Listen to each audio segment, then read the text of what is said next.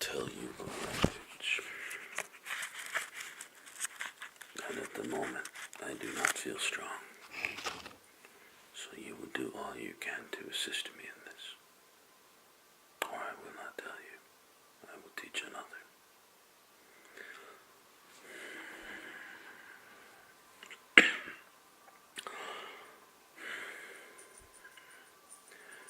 There are stories of languages of power, that simply knowing a word in this language would let you do things with energy that normal humans could not do. Many, many of your stories have this idea. They all come from a single language. Only that language is not magical.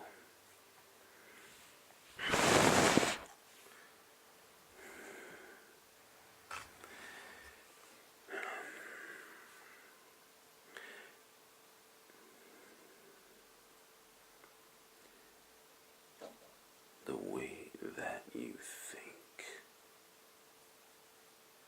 shapes the way the energy moves in you. When you say, I think, or I feel, and that I is not Khaton, then you actually take your center and put it out of your center. And what follows cannot have power. The language itself does not have power, but it is very rigorous in its structure. And to communicate in it requires you to function in a very rigid, very limited way.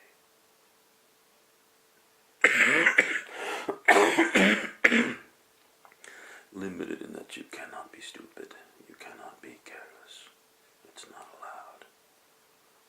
But far less limited in that with this power you can do things. Like a martial artist breaking a board, or throwing a person larger than themselves. It is about stance, movement, flow, awareness. This language is that.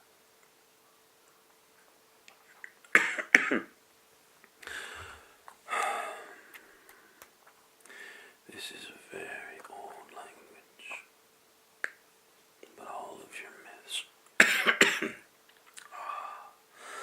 all of your myths of this sort of thing are based in it.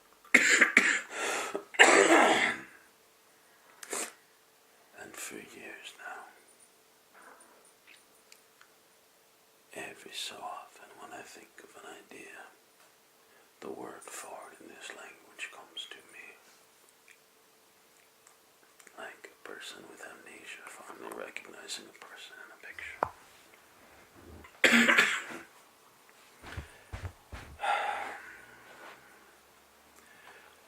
And as I begin to put this language back together, I remember, I remember the power that it has. And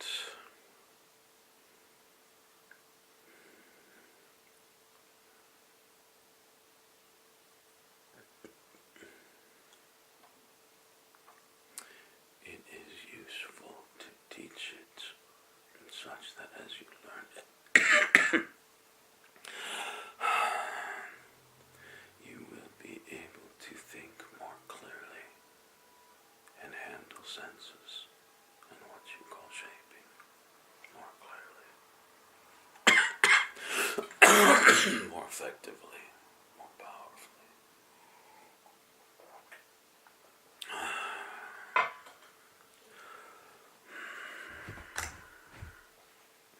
And perhaps, given that I have trouble breathing, it's not the right time to talk of language.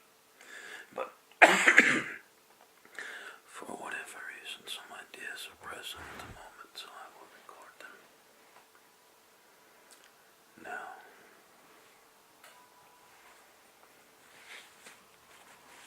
Imagine being a 5-year-old going into a Buddhist monastery. And at first, you learn to sit, you learn to breathe, and you don't do much of use. And you're surrounded by people much older than yourself. People who've been doing this for a long time, who can do with ease the things you struggle with. One of the first things you learn is something you might call respect, but it's closer to awe, because they can with ease do a technique you can't even understand how it's done. This language is traditionally taught in the same way. The only ones who can speak it and actually say anything are those who have developed their inner systems to the point where the words, the sounds have meaning. Those who attempt to speak it without the energy, they're like monkeys wearing clothes. They don't suddenly become businessmen, they just have the form and look silly.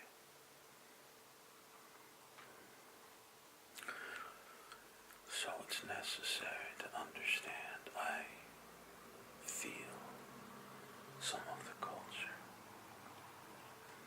And it is best taught in the way it has long been taught. The culture by attitude when teaching.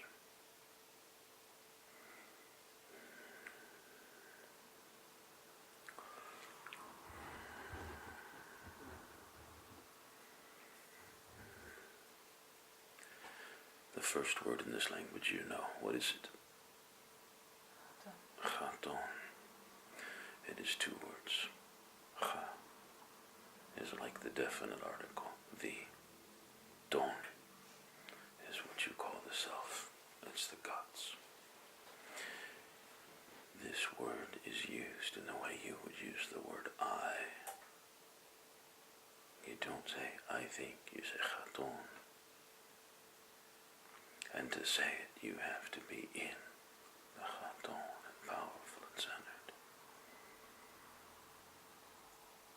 If you try to speak those words, if you say I from the self, and you are not the self, you will immediately sense the wrongness of it, as will everybody listening, and they will lose much respect for you. Now, respect is not the word you understand. In this culture, respect is fundamental and deep, because one doesn't go to school and get a degree and be done. One acquires competence through long practice, and that competence is expressed in every gesture, in every word. And so when one speaks, you hear that competence, you perceive it, and you look at them with awe, because they have passed you by a long way in the path that you are walking. This is what the powerless word respect is. A sense of awe and honor and amazement that one has managed such powerful things that you're only beginning to understand.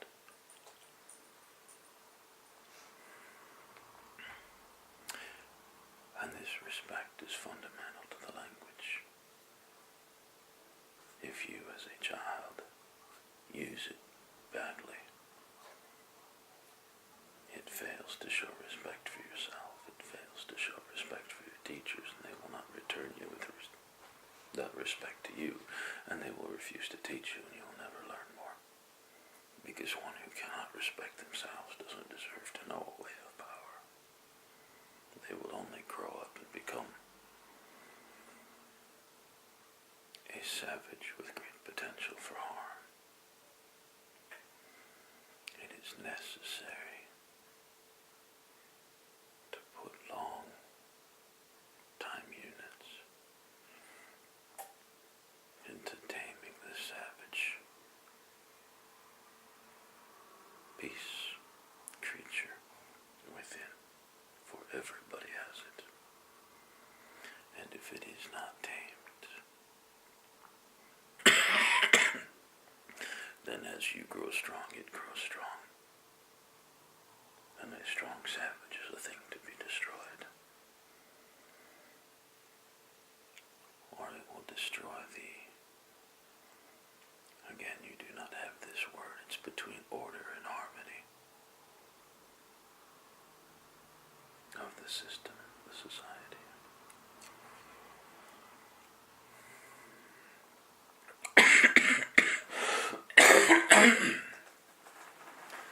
Another word that is useful to you is feel.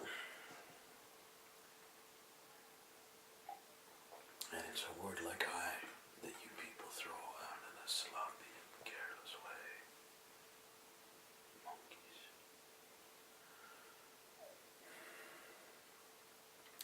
When I say I feel, you've learned to pay attention. Because that is the closest word you have.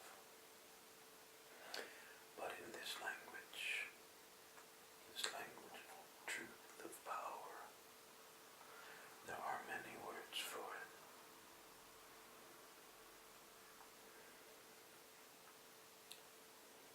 Chaton, pronounced as if it were spelled TCH.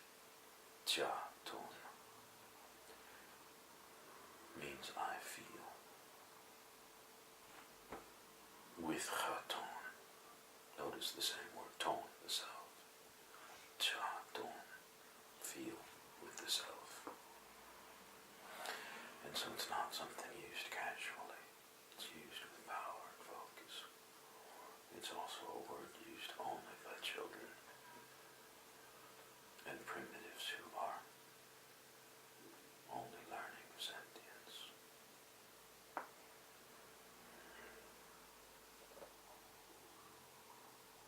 A wiser one will not say chaton.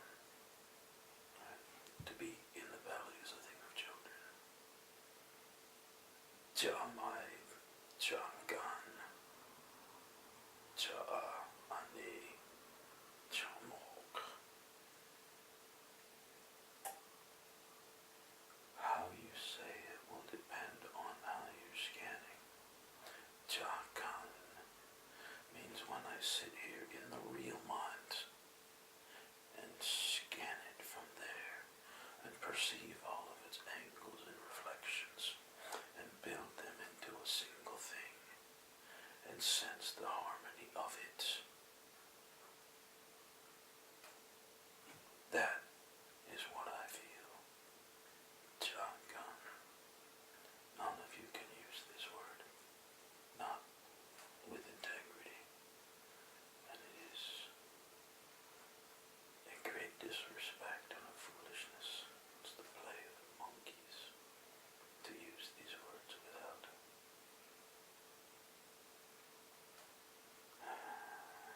Again, you like the word, but without the respect. And they deserve it. So if you were to say, I feel, you would say, chaton, chaton. I from the gods, feel from the gods. And a child is taught to say it this way.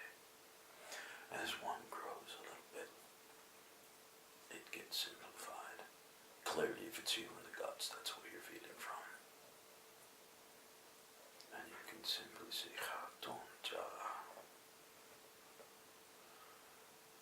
So, for instance, a simple word. The word for, well, one of the words for agreement. The most common one is ne. Also, the Greek word for yes. So, chaton jane. the sense of my guts have scanned it and feel that it's a yes. Though as a beginner you might want to try to make sure that both of them bring you back to dawn. The self in the guts. I in the guts. Scan it from the guts and I feel this.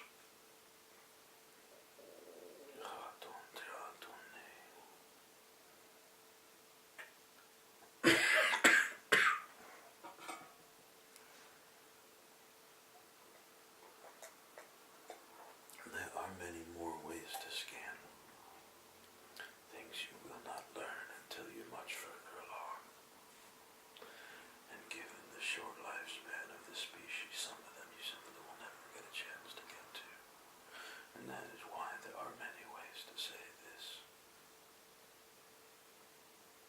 Jamai, Jagan, Jani, Janich. There are many ways to say I feel. And they all imply not only a different level of understanding, but a different species of understanding. If you are trained to be a warrior and think as a warrior, you will not use the same word as someone who's trained to be one of the great seekers of knowledge, because you scan in a different way, and so you understand in a different way, and what you feel out of that will be different. As one grows, one may learn the languages of other, call them clans, groups, pathways, but one doesn't use them, because one has to earn the right, show a proficiency in it, before one can speak it in a way that doesn't dishonor, mock, cause those around you to lose respect. Imagine a world where everybody can scan, not at a yellow or orange belt level, but beyond what you would consider black belt level. And every word is spoken from Khaton, Khamai.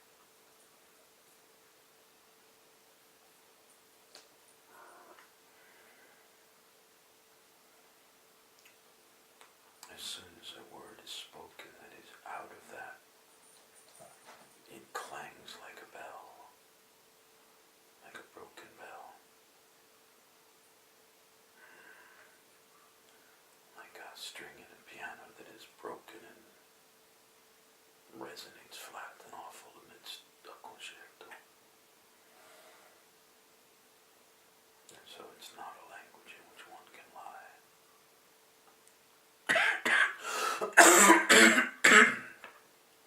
It is a language which leads to greater awareness of the mind, the real mind, of thinking, of comprehension, of the subtleties, and which requires clarity both in the essence of self and in the expression of self.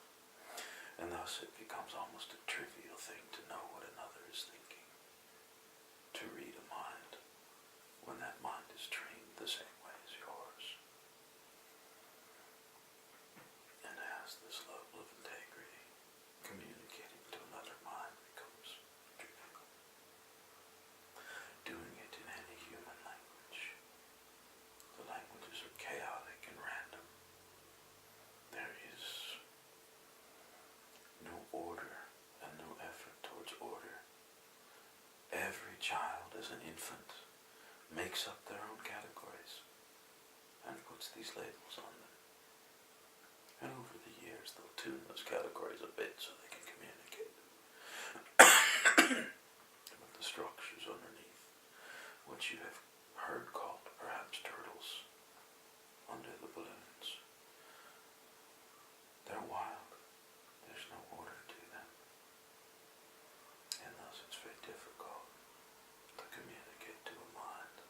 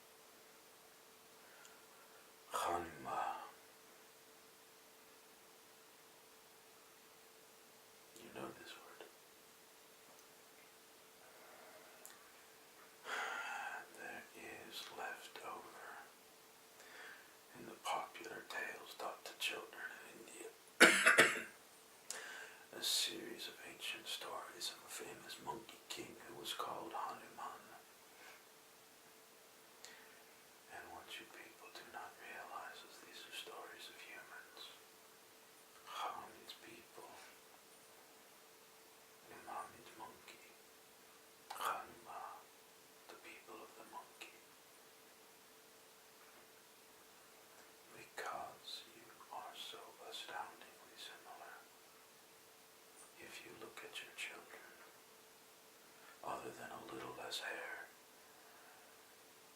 and a remarkable lack of grace or strength. They're indistinguishable from chimpanzees. Not the great apes. Humans didn't evolve from the great apes. Humans evolved directly from chimpanzees.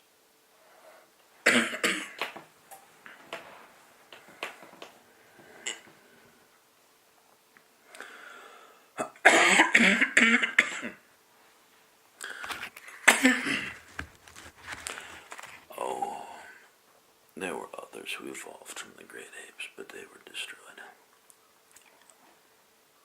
Humans were created out of chimpanzees. And still, their genetic markers are so similar. And it's why you are so fascinated with chimpanzees. A president of the United States, the only claim he had to fame before he became president was he was a movie star that spent a lot of time with a chimpanzee on screen. Many television programs where chimpanzees are dressed up as humans and undertake facsimiles of human interactions. And they fascinate you. When you decide to teach spoken language to an animal, it's the chimp you decide to teach it to. Even though dolphins are smarter, whales are far wiser. Even some of the people of the air. But chimps are like you, so they appeal to you. Hanuman.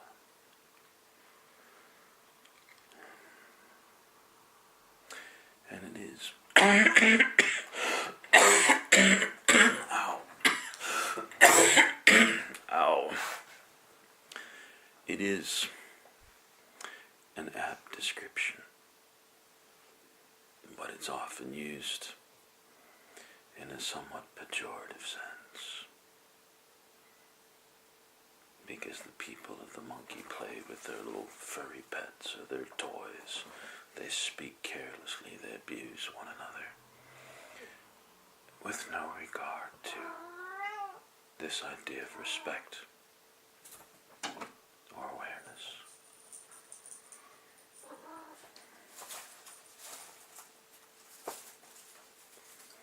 They find such creatures fascinating.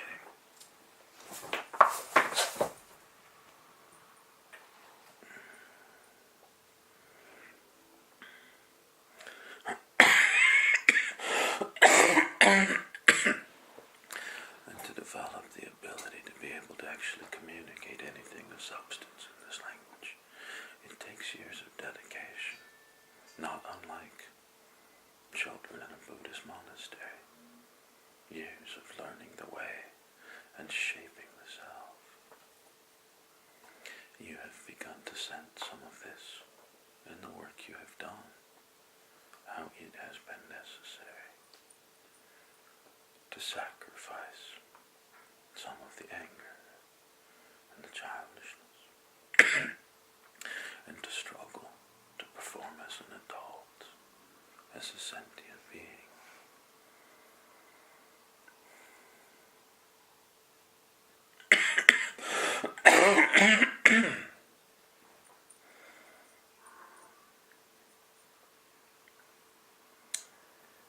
There is a children's rhyme I was given more than a decade ago. Metai chaneko, metai deno, chine kataicho, metai ato. Understand that this language doesn't have the M sound in it. The people who spoke it couldn't make it. And the sound they make, you would find challenging to produce. So, it is an approximation. Metai I have taught you. It's another word in this language.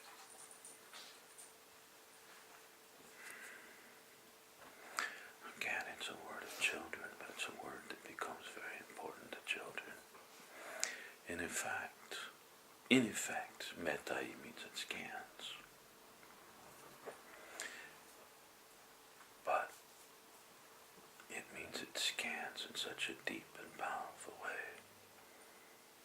If 100 skilled people, Jakan, were to review a thing, and all give the same answer,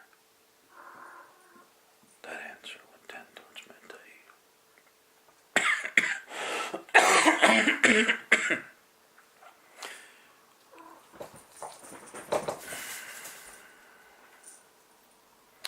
If you think of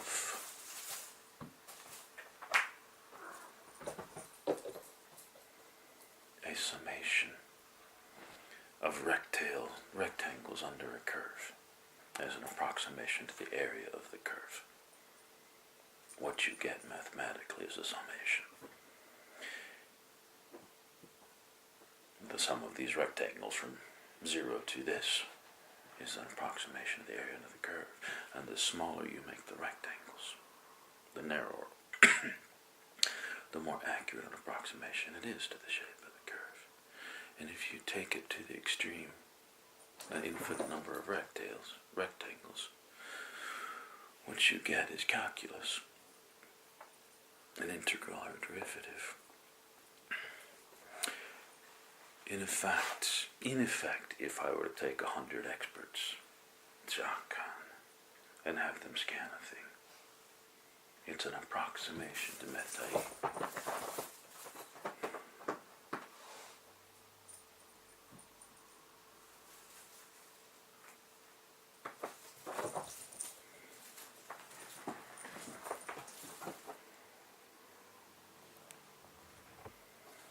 In the same way that summation of rectangles is an approximation to area, metai is the actual integral, the area under the curve.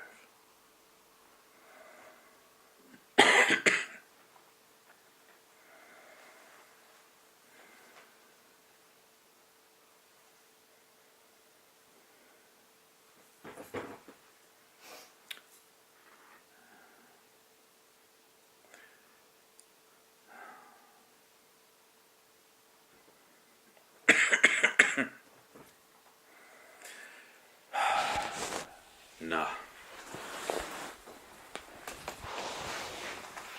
means approximately in the.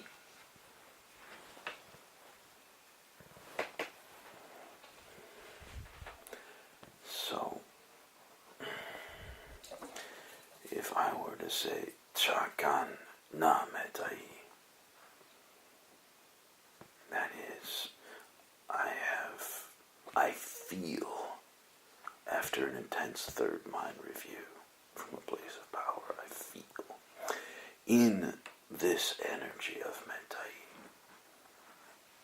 Thus, Chakan is a powerful I feel, but Chakan metai means I feel in a sense of great harmony with the underlying, well, I would say the underlying mathematics, but you would say perhaps in line with a great truth, the underlying truths. Jakana metai.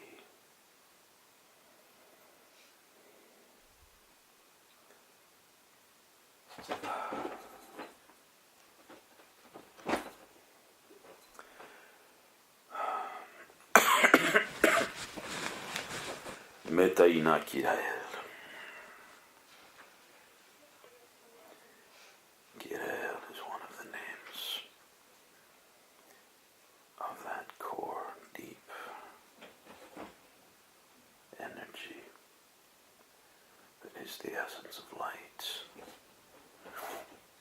It is the awakening of the heart that makes the first sentience possible, because without that a creature is still a primitive. And thus it is a thing, though not really explored in this language, it is a thing greatly honored. It is a thing which allows the most important transition that a species can make from primitive animal savage to sentience. The Kirael makes that possible. So, officially, Jakan Ametai na Kirael, but that's kind of messy to say. So normally it would just be Jakan Metai na Kirael. The extra na being dropped because it's messy is a way of saying, I have scanned this in harmony with the greatest things I know from a level you cannot even reach. And I feel from that place of great awareness, from that third mind understanding, and in harmony with the energy of the Kirael. This. Yeah. Sometimes when I say a thing, and you or your children will say, well, what about this? Or it could be that. I want to express this to you. Jakan metaina Kirael. This. Like, yeah, but I think Hanuman, the people of the monkey. Another word, one that will entertain you, because it's very like the name of a character in a television show, is the word for light. And this isn't light like sunlight or candle. This is the light that stands against the darkness. This is the light that first awakens in the heart at the birth of sentience. This is the light that is the power and the beauty, the integrity and the wisdom behind all that is. When I speak of light versus shadow, this is the light I speak of. And an introductory level word for that is Dan, with a T sound, not a D. And it doesn't have quite the clumsy glottal stop of the television character. It's not Dan, it's just Dan. Very, very slight stop, almost an elision. A powerful and important word. Because when you say light, it could be the bulb. It could be a candlelight. It could be making light, as in making fun of. For you, light has many meanings. Dawn has but one. It is a word of power.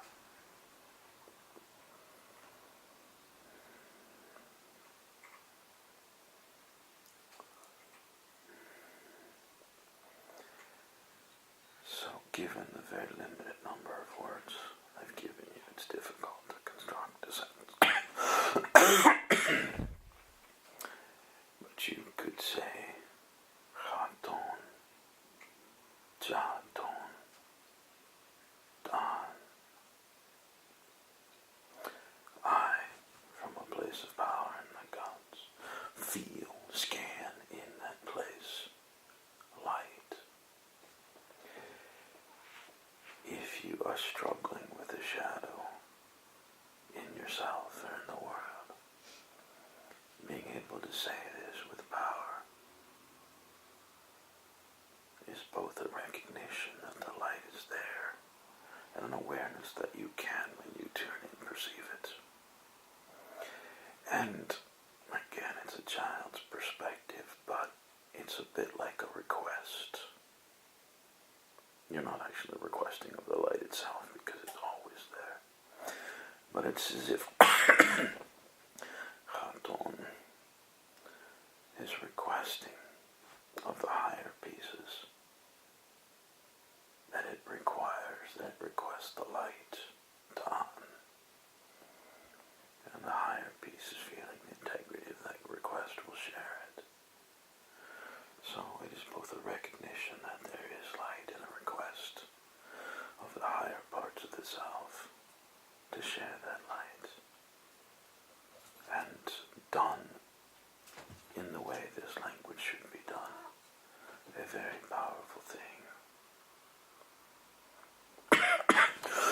China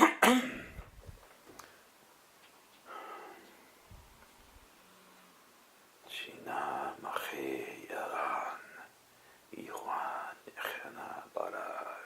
There are so many of these words that are useful to you. However, I have given you more than you can handle at this point. And if you are... See, the word here would be somewhere between wise and sentient, as opposed to an infant or Hanuman, the people of the monkey. You will take these things and practice them, not carelessly as a small child would, but with this version of respect.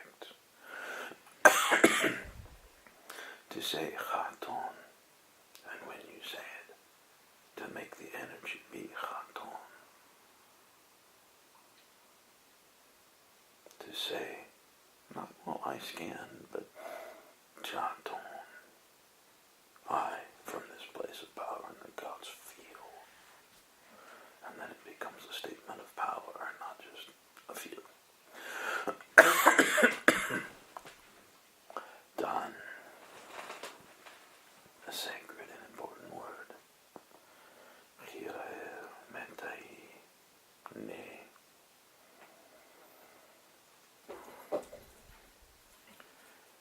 To play with these words, but not as an infant would play, as a serious and, well, as a child deserving of respect would play.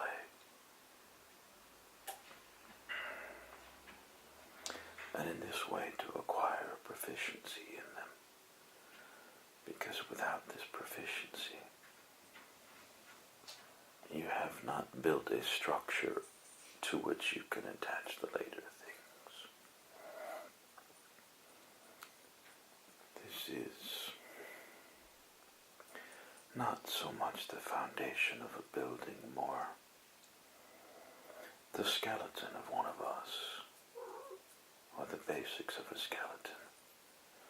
Without a firm skeleton, the most powerful muscles are lumps of flesh. And the organs collapse into a puddle and no longer function. The structure is the root. Without that structure, that form inducing what you'd call a skeleton, and the rest of the system cannot function, cannot even survive, and definitely cannot prosper and become sentient, wise, powerful, aware. So the first step is to begin to develop this skeleton. And it will be a child-sized skeleton, weak and fragile, but all start with a child skeleton. And through time and effort, grow it into the skeleton of a doll, and then hang upon it whatever is necessary for their pathway, their walk through life. So, practice. Play as a child deserving respect would play, and begin to develop this skeleton into a thing of as great a power and strength as you can.